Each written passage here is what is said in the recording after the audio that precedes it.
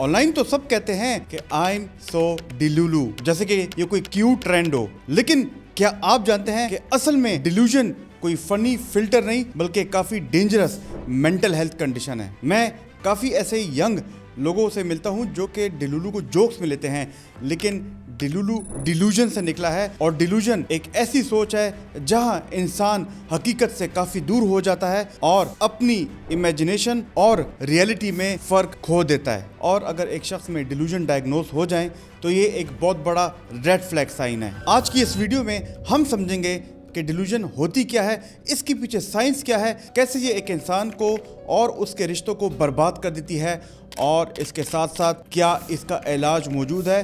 तो आखिर तक जुड़े रहिएगा मेरे साथ। दोस्तों, मेरा नाम प्रोफेसर डॉक्टर अली एहसान मुफ्ती है और मैं एक साइकेट्रिस्ट हूँ।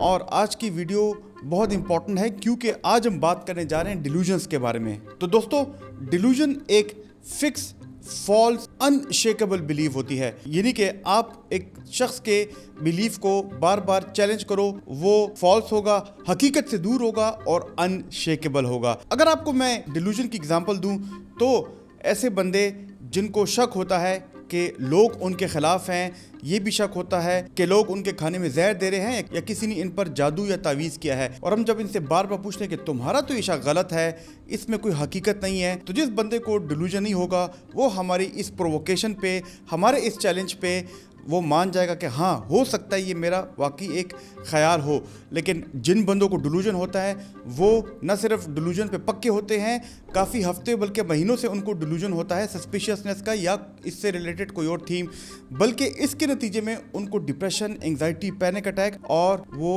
अकेले भी रहते हैं। यानी कि अगर एक बंदे को डिल्यूजन होगा कि ट्रैफिक पर सुर्ख बत्ती में उसके लिए कोई ख़तरनाक इशारा है तो चाहे 100 बंदे भी उसे समझा दें वो नहीं मानेगा, वो अपनी सिर्फ दिमाग की सुनेगा जो कि हकीकत से बहुत दूर हो चुकी है। दोस्तों, डिल्यूजन एक साइकोसिस बीमारी का साइन है और याद रखिए कि न्यूरोसिस और साइकोसिस में फ़र्क यही है कि बंदे में इनसाइट नहीं होती, यानी कि न्यूरोसिस में डिप्रेशन, ओसीडी, एंग्जाइटी की बीमारियां आती हैं और एक इंसान कहता है कि मेरे अंदर इनसाइट है, मैं बीमार हूँ। लेकिन साइकोसिस की बीमारी में वो कहते हैं कि मैं ठीक हूँ, शायद और लोग ख़राब हैं। और साइकोसिस की बीमारी में आती हैं स्किज़ोफ्रेनिया, बाइपोलर अफेक्टिव डिसऑर्डर और इस तरह की मजीद बीमारियां, और डिल्यूजन इनकी एक अलामत है। लेकिन याद रखिए कि हर डिल्यूजन एक जैसा नहीं होता।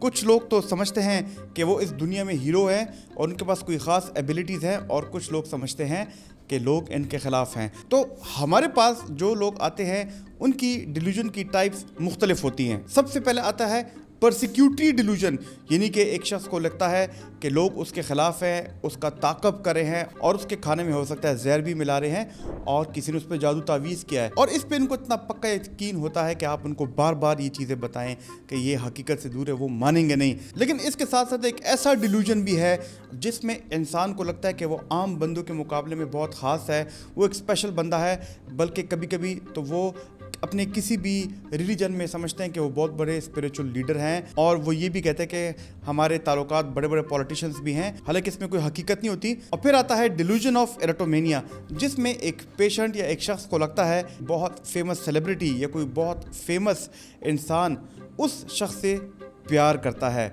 और जब भी वो टीवी पे आता है या सोशल मीडिया पे आता है तो अगर कोई वो बात करे तो ये कहते हैं ये मेरे लिए इशारतन ये बात कर रहा है, हालांकि हकीकत इससे बहुत दूर होती है और ये उस बंदे का दिमाग का एक मेल फंक्शन है। सोमेटिक डिल्यूजन्स भी बहुत पेशेंट्स में आते हैं, जब पेशेंट्स को ऐसे लगता है कि मेरे बॉडी में बग्स चल रहे हैं, मेरी स्किन के ऊपर कोई चीज़ क्रॉल कर रही है, और यहाँ तक भी कहते हैं कि मेरे अंदर के ऑर्गन्स बदल गए हैं, हालांकि इसमें कोई हकीकत नहीं होती। और ये ज़्यादातर देखा गया है कि कोकेन विड्रॉल में ऐसे काफ़ी होता है।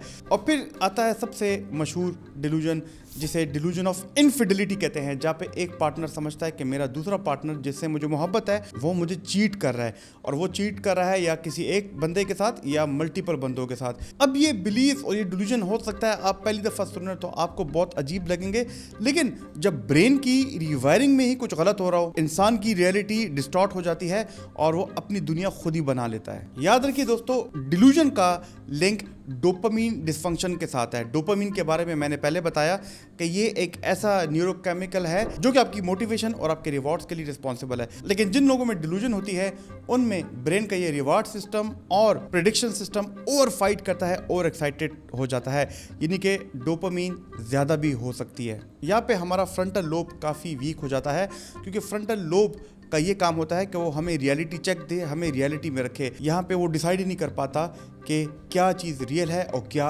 अनरियल। इस वजह से ऐसे पेशेंट्स का दिमाग अनवांटेड थॉट्स को एक प्रूफ समझने लगता है और वो ये कहता है कि ये बात सच है। और न सिर्फ उसकी जब सोच बदलती है, उस सोच का उसके इमोशन पे इम्पैक्ट होता है और आखिर में इनका बिहेवियर भी चेंज होता है। यानी कि एक बंदे को पैरानॉइड डिल्यूजन हुई, वो लोगों पे शक करेगा तो वो घर में अकेला रहेगा और उसको बार बार एंग्जाइटी भी होगी। लेकिन जब ब्रेन और रियलिटी के दरमियान इतना डिस्कनेक्ट होता है, इतना फ़र्क आता है, तो इसकी कॉस्ट भी बहुत ज़्यादा है। यानी कि वो लोग जो अपने फैमिली मेम्बर्स की डिल्यूजन को इग्नोर कर देते हैं, बाद में ये चीज़ बहुत मुश्किल बन जाती है। अगर मैं आपको एक पेशेंट के पर्सपेक्टिव से बताऊं तो पहले तो लोग डिल्यूजन को एक मजाक समझने लगते हैं। लोग कहते हैं ये वैसे ही फन के लिए बात कर रहा है और लोग उसकी बातों को सीरियस ही नहीं लेते।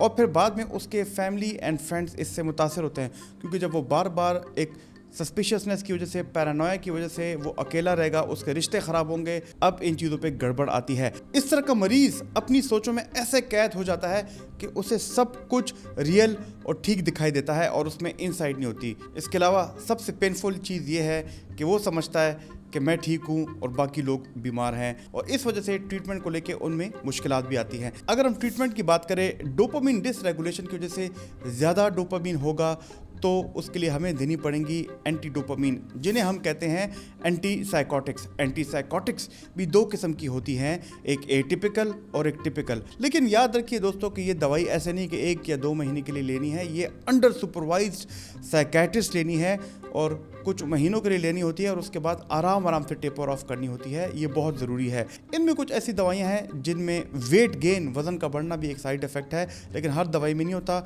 अगर आपने वेट गेन के मुतालिक हमारी कंप्लीट वीडियो देखनी तो हमारी ये वाली वीडियो ज़रूर देखना। अब दोस्तों, हमने मरीज़ की डिल्यूजन्स कम कर दी, उसके रिलेशनशिप बेहतर होने लगे और उसको इनसाइट भी आई कि हाँ मैं बीमार था और मुझे दवाई अब लेनी चाहिए। लेकिन इसके साथ साथ हमें फैमिली थेरेपी भी करनी होती है, जहाँ पे हमने फैमिलीज़ को बताना होता है कि इसकी बीमारी क्या है और ये दवाई कंटिन्यू रखनी है, क्योंकि अगर ये दवाई कम की तो वापस उसके डिल्यूजन आ सकते हैं और उनको हमने ट्रीटमेंट की मुद्दत का भी बताना ज़रूरी होता है। और उसमें कॉग्निटिव बिहेवियरल थेरेपी CBT भी बहुत ज़रूरी होती है, जहाँ पे एक बंदे का जब डिल्यूजन टूट जाए और वो दवाइयों के साथ बेहतर हो जाए तो तब आहिस्ता आहिस्ता उसमें उसकी अनरियलिस्टिक थॉट्स को भी हम चैलेंज करते हैं। याद रखिए कि डिल्यूजन के लिए इलाज लेना कोई वीकनेस नहीं बल्कि एक स्ट्रेंथ है, और वो स्ट्रेंथ से आप अपनी लाइफ, अपनी प्रोडक्टिविटी सब कुछ वापस ले सकते हैं। दोस्तों, मुझे उम्मीद है कि आपको ये वाली वीडियो पसंद आई होगी।